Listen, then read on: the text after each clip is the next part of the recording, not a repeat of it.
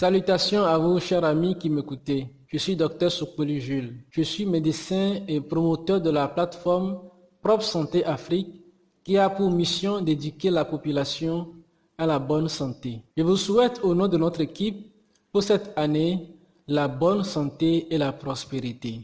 En ce début d'année, comme je viens de le faire, nous avons souhaité nos vœux les meilleurs à nous-mêmes, à nos familles et à nos proches. Quand nous analysons un peu nos vœux, nous allons remarquer que presque 100% du contenu de nos vœux concerne la bonne santé. Parfois même on dit, s'il y a la santé, le reste viendra. Ainsi, cela sous-entend que chacun reconnaît que la santé est la première richesse.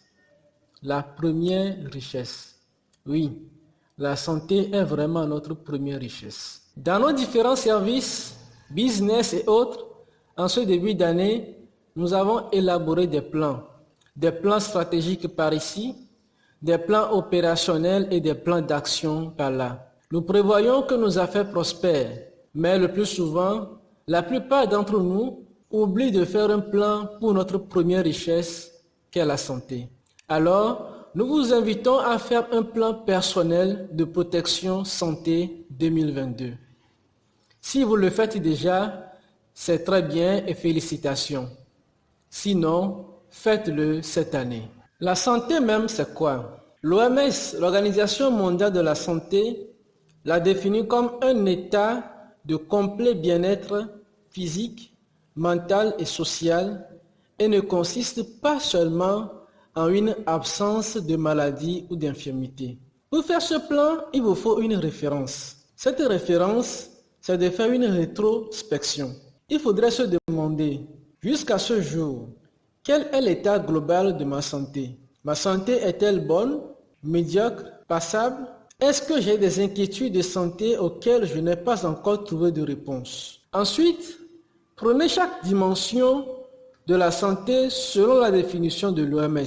Sur le plan physique, je dois me demander, est-ce que j'ai un handicap? Est-ce que j'ai une maladie particulière, une maladie chronique, comme le diabète, l'hypertension artérielle, un cancer, une hépatite? Est-ce que j'ai une maladie périodique?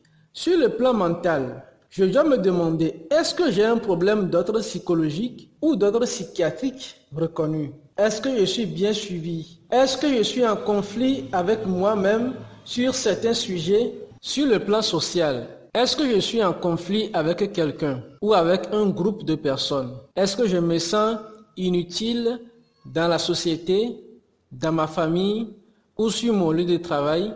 En dehors de ces trois plans, nous avons ce qu'on appelle le mode de vie. Est-ce que je suis en surpoids, obèse? Est-ce que je fume? Je prends de l'alcool, dépassant des limites? Concernant mon mode d'alimentation, comme nous le savons, il est recommandé de manger sainement. Je dois me poser la question, est-ce que je mange en fonction de mes besoins? Je mange des aliments qui me sont ou qui me seront nuisibles? Je consomme suffisamment de fruits, de légumes?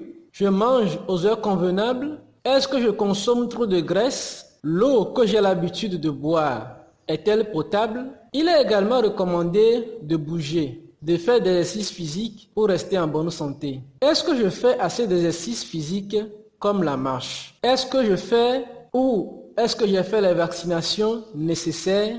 Mon cadre de vie, ma maison, ma chambre, me convient-il? Y a-t-il trop de poussière dans mon environnement ou trop de bruit? Un élément capital, le stress. Tout le monde est stressé à un moment donné. La question est la suivante. Comment je fais généralement face au stress? Est-ce que j'ai des moments de détente? Je fais des sorties récréatives? Quels sont mes loisirs? Un des points importants est le financement de ma santé. Est-ce que j'ai des difficultés à payer les frais liés à ma santé? Est-ce que je me suis souscrit à une assurance maladie ou une mutuelle de santé? Si je suis souffrant, dans quel type de centre de santé je me fais consulter souvent? Si vous êtes parent, La santé de vos enfants est également dans vos mains. Alors, chers amis, voilà quelques questions servant de piste de réflexion. À l'issue de ces réflexions, vous serez en mesure de trouver vos points forts à renforcer et vos points faibles à améliorer. Et partant de là, vous élaborez maintenant votre plan personnel de protection santé 2022, de préférence pas écrit, et que vous évaluerez tout au long de l'année. N'oubliez pas, votre santé, votre première richesse, est dans vos mains et uniquement dans vos mains. C'est vous qui prenez les décisions pour avoir une bonne santé, sans quoi vous ne pourrez pas être productif dans vos différentes affaires. Prenons-en plus conscience. Merci de m'avoir suivi. Si vous avez aimé le contenu de cette vidéo, abonnez-vous à notre chaîne, likez et partagez avec vos proches. Nous attendons également vos commentaires en bas. À bientôt pour un autre sujet de santé.